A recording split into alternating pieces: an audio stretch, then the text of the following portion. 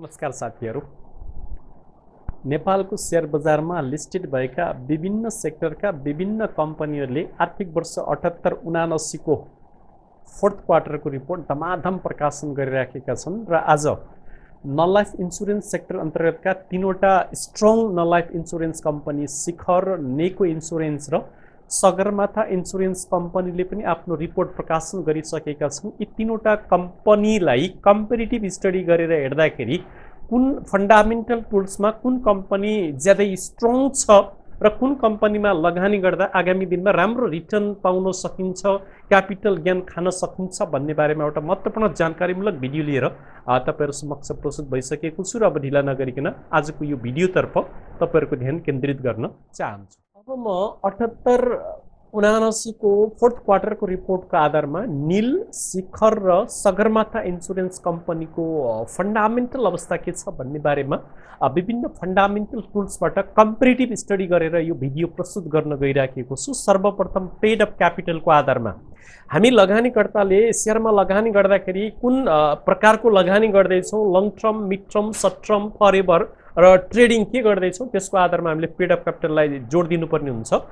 त्यसबाट हेर्दाखेरि नीलको चाहिँ 1,74,98,79,79,80,000 चुक्ता पुँजी रहेछ भने सगरमाथा इन्सुरेन्स कम्पनी लिमिटेडको 1,33,36,29,000 रहेछ भने शिखर इन्सुरेन्स कम्पनी लिमिटेडको 2,28,60,81,000 भन्दा बढी रहेछ। यस मानेबाट हेर्दाखेरि यो इन्डिकेटरबाट हेर्दाखेरि सबैभन्दा बढी पेड अप क्यापिटल भएको कम्पनी शिखर इन्सुरेन्स कम्पनी रहेछ, जुन कम्पनीले एक वर्षभित्रमा 5 अरब चुक्ता पुँजी पुर्याउनको लागि सजिलैसँग थोरै बोनस सेयर दिएर पनि पुर्याउन सक्ने हैसियतमा बसेको रहेछ भने नेको इन्सुरेन्स र सगरमाथा इन्सुरेन्सले अझ धेरै नै पुँजी पुर्याउनु पर्ने बाध्यता छ। त्यसकारण यी कम्पनीहरूले अब राइटको अनुमति पायो भने राइट नभए बोनस सेयर मार्फत नभए कुनै पनि कम्पनीलाई एक्वायर गरेर पुँजी पुर्याउनु पर्ने बाध्यताको अवस्था यो पेड अप क्यापिटलबाट देखियो भने हामीले हेर्नुपर्ने अर्को एउटा महत्त्वपूर्ण इन्डिकेटर भनेको रिजर्भ हो।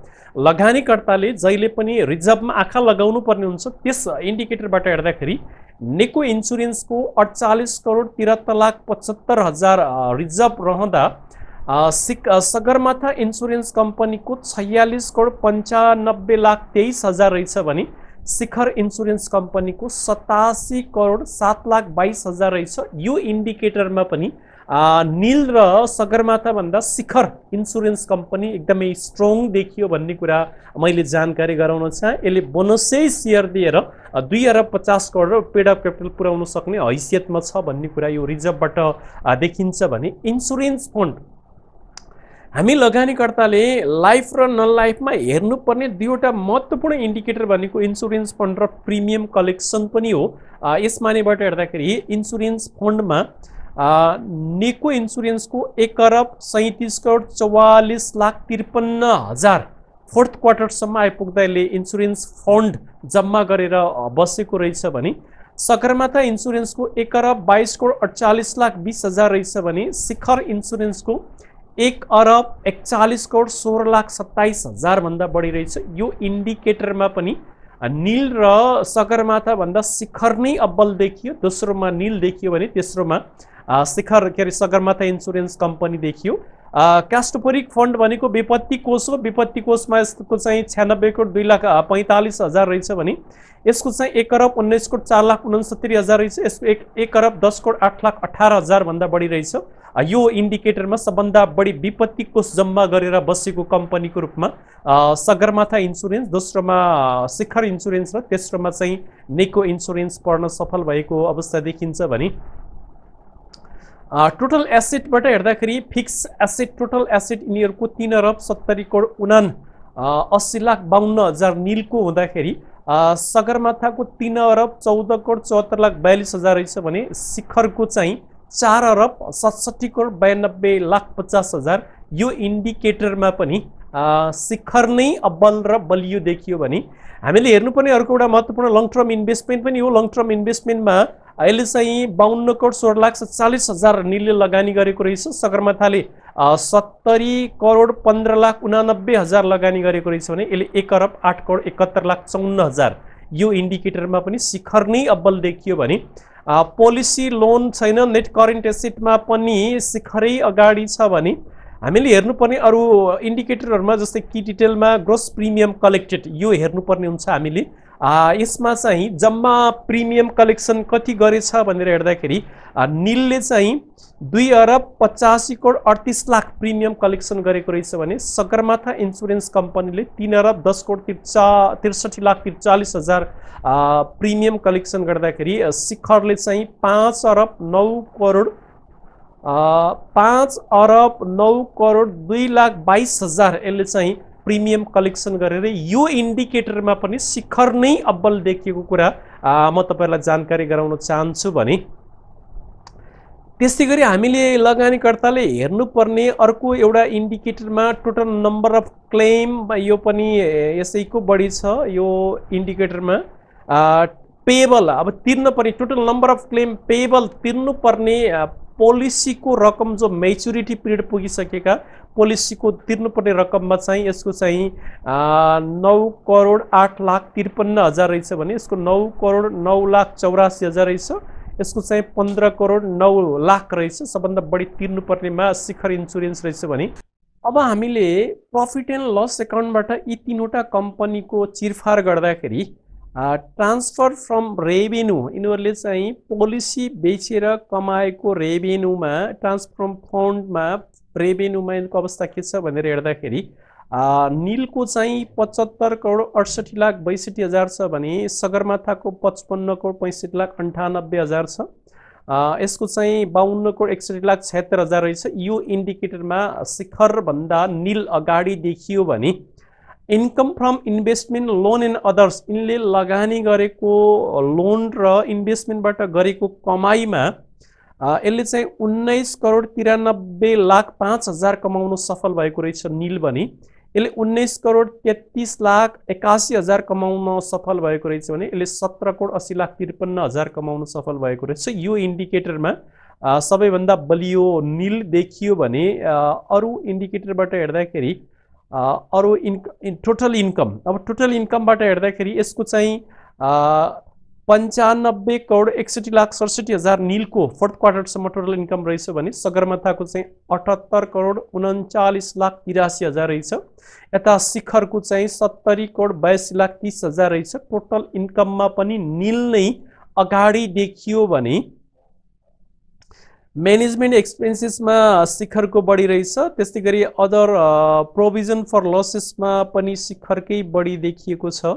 अब हामीले हेर्नुपर्ने अर्को महत्त्वपूर्ण इन्डिकेटर भनेको नेट प्रफिट हो। नेट प्रफिटमा चाहिँ नेको इन्सुरेन्सले 55 करोड 1 लाख 28 हजार कमाउँदा सगरमाथा इन्सुरेन्सले 40 करोड 22 लाख 78 हजार कमाई गरेको रहेछ भने यता शिखरले पनि 40 करोड 14 लाख 39 हजार कमाई गरेको रहेछ। यो इन्डिकेटरमा पनि नीलको सबैभन्दा बढी रहेछ भने शिखरको भन्दा बढी 40 करोड 22 लाख 78 हजार कमाएर शिखरलाई पनि टप्न सफल भएको रहेछ सगरमाथा इन्सुरेन्स कम्पनी भने। इपिएस एनालाइजमा हेर्दाखेरि हामीले लगानीकर्ताले इपिएस हेर्दाखेरि 20 भन्दा माथि भएको ज्यादै राम्रो भनेर भन्दै आइराखेका छौँ।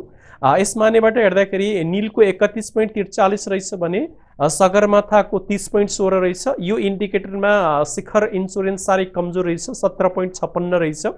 यसको पेड अप क्यापिटल वृद्धि हुँदै जाँदाखेरि त्यो अनुसार यसले इन्कम गर्न नसक्दाखेरि इपिएस चाहिँ घटिराखेको अवस्था, यसलाई पनि चुक्ता पुँजी वृद्धिले चाहिँ असर गरेको अवस्था देखिन्छ भने प्राइस टु अर्निङ रेसियो जो पी रेसियो हो हामीले 20 भन्दा तल भएको बेस्ट भनेर पढ्दै आइराखेका छौँ। यसमानेबाट हेर्दाखेरि नीलको 22.91 रहेछ, सगरमाथाको 28.85 रहेछ भने शिखरको चाहिँ 47.27 रहेछ। यो इन्डिकेटरमा सबभन्दा कम भ्यालु भएको मार्केट भ्यालुमा यी तीनटा मध्ये सबभन्दा कम भ्यालु भएको नील देखियो, दोस्रोमा सगरमाथा र तेस्रोमा चाहिँ यो शिखर इन्सुरेन्स कम्पनी देखियो भने रिटर्न अन इक्विटीको आधारमा सबैभन्दा बढी रिटर्न दिन सक्ने हैसियत बनाएर बसेको चाहिँ नेको इन्सुरेन्स देखियो। त्यसपछि दोस्रोमा चाहिँ सगरमाथा, तेस्रोमा चाहिँ यो शिखर इन्सुरेन्स रहेछ भने नेटवर्थ पर शेयर जो से भन्दा बढी भएको राम्रो मानिन्छ। नेटवर्थ पर सेयर यहाँ देखिएन। नेटवर्थ पर सेयर किन देखिएन, तिनटैको 0-0 छ भने नेट सेल्स पर सेयरमा चाहिँ 163, 232 र 219 देखियो। यसरी विभिन्न इन्डिकेटर र डिभिडेन्ड इल्डलाई हेर्दाखेरि सबैभन्दा बढी डिभिडेन्ड इल्ड भएको यो प्राइम इन्सुरेन्स कम्पनी रहेछ। दोस्रोमा नेपाल इन्सुरेन्स कम्पनी लिमिटेड रहेछ। सिल भनेको जुन सिद्धार्थ तेस्रोमा रहेछ। निल चौथोमा रहेछ। डिभिडेन्ड इल्डको आधारमा निल 1 नम्बरमा रहेछ भने अहिले हामीले चिरफार गरेका कम्पनीमा।